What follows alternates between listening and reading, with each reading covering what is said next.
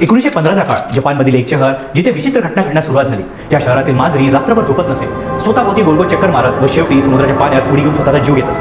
या शहरातील लोकही रात्रभर ओढत असे। त्यांना डोळ्यांनी कमी दिसण्यास सुरुवात झाली, तसेच त्यांचे डोके दुखू लागले व संपूर्ण शरीर थरथर कापण्यास सुरुवात झाली। या संपूर्ण घटना घडत होत्या जपानमधील मिनामाटा या शहरात। असं काय घडलं होतं की या सर्व घटना घडत होत्या? तर यासाठी कारणीभूत होती मिनामाटा शहरात 1905 साली स्थापन झालेली एक केमिकल कंपनी। याच केमिकल कंपनीद्वारे विविध केमिकलची निर्मिती होत असे व त्यासाठी वापरला जात मर्क्युरी। शेवटी हा मर्क्युरी समुद्राच्या पाण्यात सोडला जाई। समुद्रातील बॅक्टेरिया याच मर्क्युरीचे त्याच्या सर्वात विषारी स्वरूपात म्हणजेच मिथाइल मर्क्युरीमध्ये त्याचे रूपांतर करत। हा मिथाइल मर्क्युरी त्या समुद्रातील वनस्पती शोषून घेत या वनस्पतींना माशांद्वारे खाल्ला जात व या माशांना मनुष्याद्वारे। अशा प्रकारे मनुष्याच्या शरीरात हा मिथाइल मर्क्युरी प्रवेश करत होता। तर हा मिथाइल मर्क्युरी मनुष्याच्या शरीरावर काय दुष्परिणाम करतो? तर हा मिथाइल मर्क्युरी मनुष्याच्या चेतासंस्था म्हणजेच नर्वस सिस्टीमला बाधित करतो। त्यामुळे मनुष्याची हालचाल करण्याची क्षमता कमी होते।